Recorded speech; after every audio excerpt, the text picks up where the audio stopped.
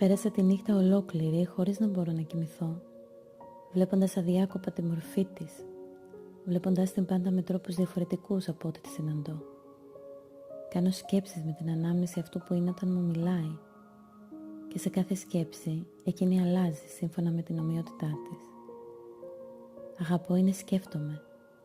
Σαν τη σκεφτώ, σχεδόν ξεχνάω να αισθάνομαι. Δεν ξέρω τι θέλω, ακόμη και από αυτήν.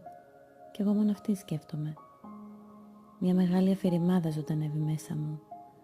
Όταν επιθυμώ να τη συναντήσω, σχεδόν επιθυμώ να μην τη συναντήσω, για να μην πρέπει να την αφήσω μετά. Και προτιμάω να τη σκέφτομαι γιατί όπως είναι, με κάνει και φοβάμαι. Δεν ξέρω τι θέλω, ούτε θέλω να ξέρω τι θέλω. Θέλω μόνο να τη σκέφτομαι. Δεν ζητάω τίποτα από κανέναν, ούτε από αυτήν. Μόνο να σκέφτομαι.